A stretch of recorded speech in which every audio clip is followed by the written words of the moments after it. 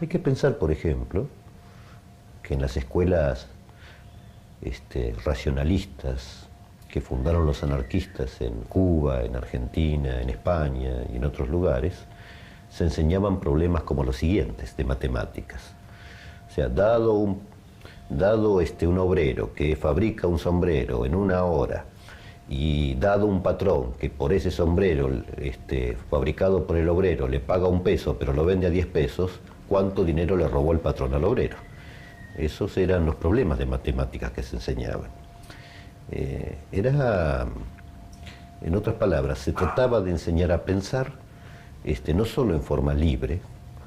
De hecho, la figura del libre pensador es una figura muy importante para el anarquismo, sino también de poner en cuestión las ideas recibidas. El interés del anarquismo por la educación no es un hecho aislado. Se da en un contexto en el que cambia la visión sobre la niñez. Es por eso mismo que se revisan los métodos de enseñanza. A fines del siglo XIX hay una intensa reconceptualización del concepto de niñez y sobre todo del concepto de niñez que forja sentidos hacia el porvenir. O sea, el niño como un verdadero reservorio de las cuestiones más positivas que se esperan de la humanidad. Entonces ese movimiento va a revocar las tradiciones pedagógicas áuricas, cerradas, que convierten al hecho educativo en un hecho pasmoso, que no tiene ningún interés, de solemnidades y sobre todo de distancias entre lo que se pretende enseñar y los objetos reales de la enseñanza. Ese movimiento quiere acercar la niñez a los hechos reales, a la vida real, a la naturaleza real, no a través de elementos mediadores, y por lo tanto es una vertiente extraordinariamente renovadora que tiene una serie de experiencias antecedentes.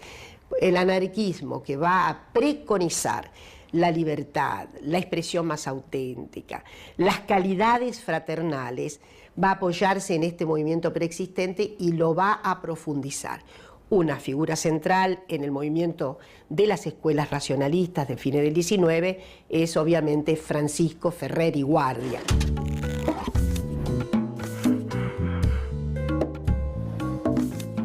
Francisco Ferrer y Guardia fue un importante pedagogo español, reconocido por fundar la Escuela Moderna, un modelo innovador de educación libre y antiautoritaria. Nació en 1859 en Alella, un pueblo catalán. A los 13 años dejó a su familia acomodada, católica y monárquica, para irse a trabajar a Barcelona. Ahí se formó en las ideas republicanas, participó en experiencias de educación popular y cuando cayó la Primera República, en 1873, tuvo que exiliarse. En 1901, en Barcelona, funda la Escuela Moderna. Era un experimento pedagógico de avanzada que rompía con los esquemas de la escuela tradicional. Los cursos eran mixtos, no se daban enseñanzas religiosas y se promovía el contacto con la naturaleza. Aprender por la experiencia. No había imposiciones, exámenes, ni sistema de premios y castigos.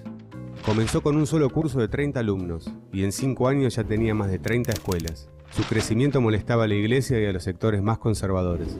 En 1906, el bibliotecario de la Escuela Moderna participó en un atentado contra Alfonso XIII. Las autoridades aprovechan el hecho para cerrar las escuelas y encerrar a Ferrer y Guardia.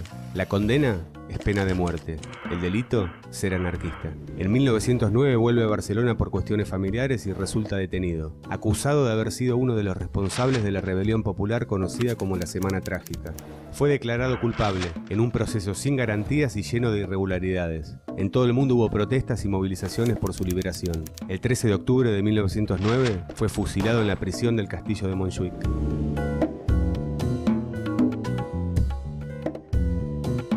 La Escuela Moderna de Ferrer y Guardia fue fundada en Barcelona en 1901. Al poco tiempo, este novedoso proyecto se reprodujo en muchos países del mundo, incluida la Argentina. Yo he trabajado las escuelas modernas y me parece que luego también muchos colegas han vuelto sobre esas experiencias que para mi gusto fueron prolíficas, muy instigantes y que de todas maneras no tuvieron larga perdurabilidad, esto hay que decirlo. Yo he visto como 3 ciclos, un ciclo inicial, un poco tenue, un ciclo en el medio, muy interesante, que se da a partir de más o menos 1905, y que abarca hasta, yo diría, la gran represión, los años, digamos, el periodo es la encrucijada de 1909-1910, de gran represión de las fuerzas contestatarias en el país, desde luego con un foco fuerte en el anarquismo, una dispersión de esas experiencias, pero me voy a situar en ese momento que es para mi gusto muy rico porque, por ejemplo, Julio Ricardo Barco funda la Escuela Moderna de Buenos Aires.